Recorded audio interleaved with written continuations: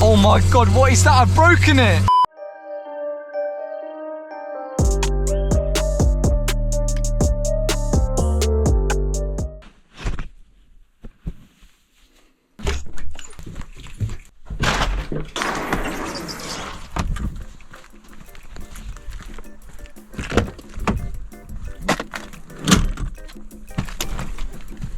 Alright then guys, so we are back with another POV, but my only second one with the Fiat Punto. Of course we've got the bad boy exhaust, only £70 that exhaust from Kraken Exhaust. Private plates on. Mate, we're gonna have a mad spin in this, 0 to 60 in 14 fucking seconds, and that's the official statistics. Let's hop in. Woo! No joke even in that stat. Finally, we're actually hopping in the Punto again. I always think that people get sick of POVs, but every time I don't do them, like weekly, people get fucking pissed off at me and they're like, where's the POVs? So here's a POV. And of course, we got the new exhaust on the Punto. As we can hear, hold on, shut up. And you. All right, ready? Oh, boy, I don't even know how to work my own bloody car. Here's the new exhaust startup, ready? Very, very subtle. I really like it. I'll show you guys in a second, but let's give it a few revs and hear how this puppy sounds. Yeah, really quiet, like, but a good quiet. It's actually really nice. Like I said in the exhaust video, turn, stop, start, off. Let's lock the doors as well. Yeah, like I said in the exhaust video, driving around in a Scirocco all the time, sometimes it gets a bit too much. So I like a car that's actually quiet, which is this, but it's got a bit of noise where you can actually, you know, you can actually hear it a little. Oh jeez. Let's get up this hill. First impressions of the exhaust, like, I'm gassed with it because it sounds, like Chloe said, it sounds different to all the other cars because it's not so, it's all bass, it's not no treble at all pretty much. You can't hear all the aggressive tones of the car, but it's nice because it's a really smooth bass. It feels smooth to drive. Like, just hear the tone of it when we accelerate. Just change down a gear. It's so smooth! And this is a Punto. Oh, Punto Evo! Right there, another one. Come on, let's give him a flash. I gave him a it was an old woman. She doesn't know what the fuck she got flashed about. Even like when you're not trying to wheel spin, I'll show you guys. Like, even when you're not trying to wheel spin in this car though, I don't know if it's the tyres or something, but there you go, look. I'm just trying to get up to speed, mate. It wheel spins even when you don't want it to. Yeah, it's good fun. It's actually good fun to drive as well. The tyres on this car is completely legal, guys. Like, it's passed its MOT and everything. It had its MOT, so this car is mint, well, not mint, but you know, it's a 2010 Fiat fucking Punto. But yeah, the tyres are perfect, but just watch, like, maybe these are budget tyres, I don't know, but...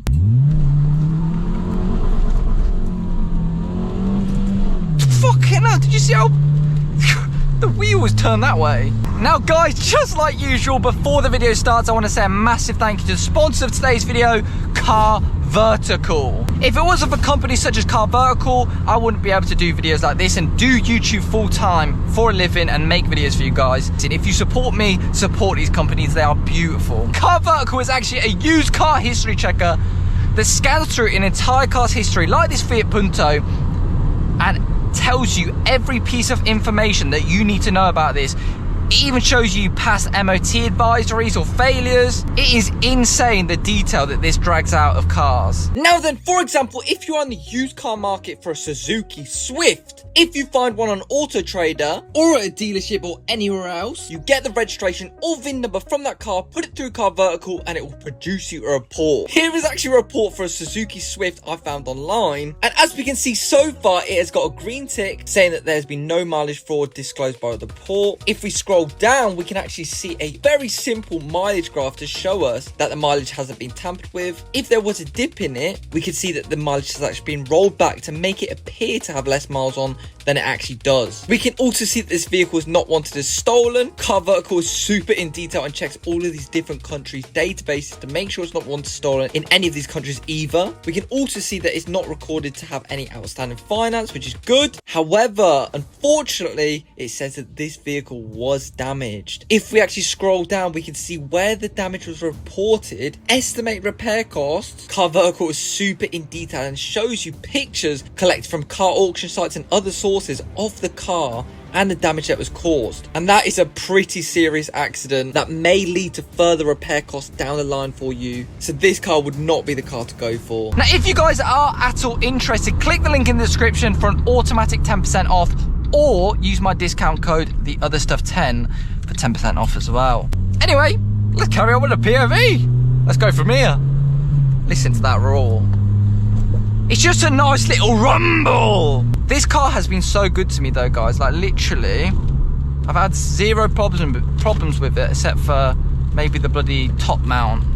But that was a simple £20 fix. This right here is the top mount, which I'm going to be replacing. It's just a really good car. You don't need anything more. The Scirocco is overkill for everyday driving. I mean, bloody hell, it's like, it turns a Tesco shop into a race circuit. So like, this is nice to go out in. Economical,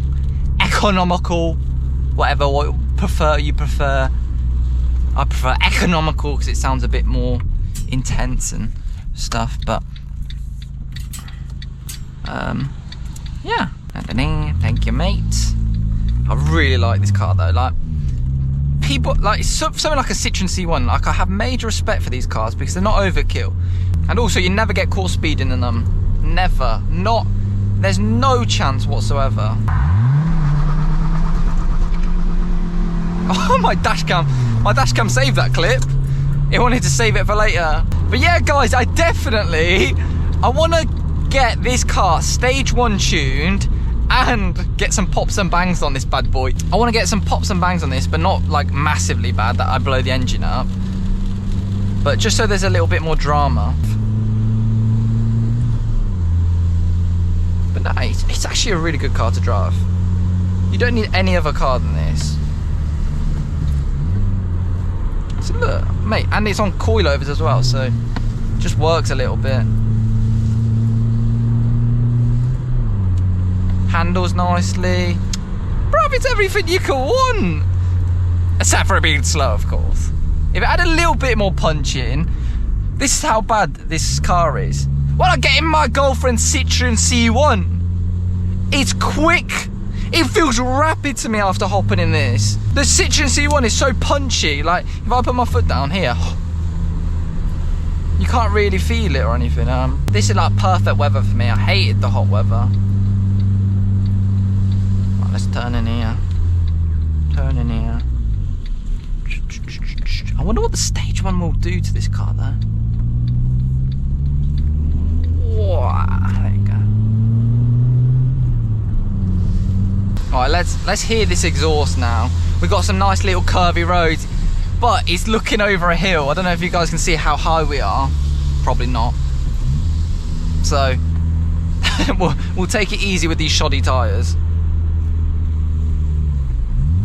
Look at that fucking exhaust.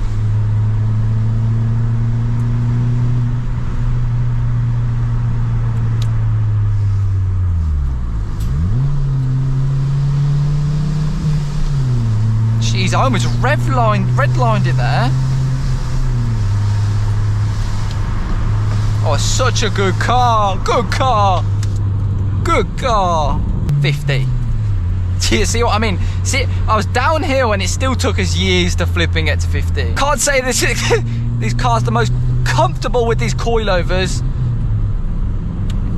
But that's not what this car's built for, is it? When I finally get like a nice luxury like 7 Series or a proper nice BMW or something, or an Audi or whatever car, I'm gonna be living in luxury because I'm so used to bumpy cars from the Scirocco and this. Somebody buy me a flipping BMW or something. Oh, this is a good place to hear the exhaust. Oh, it sounds sick.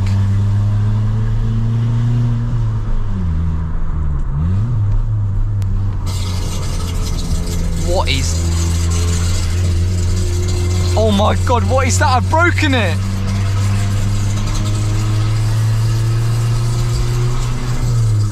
I've broken my car. What? What the fuck is... What is that?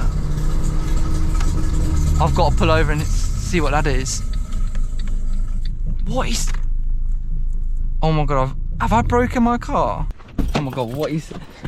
What have I broke?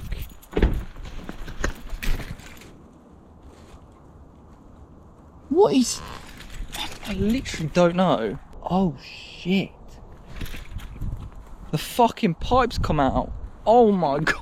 Oh my God, I've got to drive home with the pipe. I can't believe it. So basically the exhaust that I've just installed basically just fell out. So my car is straight pipes right now. Straight pipe now, as you can hear. So basically I'm guessing the exhaust clamps weren't tight enough on and it's just blown the exhaust off, or it's not done correctly. Now I've got to drive home. I'm luckily not too far from home, but this is hilarious.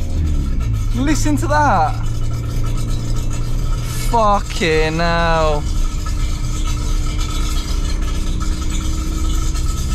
Jesus. So yeah, that is right, guys. Technically I kind of broke my car, but technically I didn't kind of break my car. My exhaust just fell out, which is what happens on a daily basis. So if you guys didn't know, I actually installed my exhaust last video, and unfortunately I guess I didn't install it right. So don't come to me for exhaust fitteds, alright? I think the main reason for this is they don't supply any clamps with the exhaust, which isn't a big deal, so I had to use what I had. So basically I thought that my clamp that I had was a lot smaller than the size of the pipe, and also this is kind of my fault as well. When actually cutting the pipe I cut it a bit too short. But anyway, I've got a clamp coming. We all make mistakes. You got to make mistakes to learn. I'm a bit ashamed of myself to say that it actually did, because it's like the amount of exhaust I've installed and I should have got it aced by now, you know what I mean? But you live and you fucking learn. I've got some clamps coming now for the Fiat, as well as an adapter sleeve to kind of push the exhaust out a little bit out. So it kind of worked out for the best.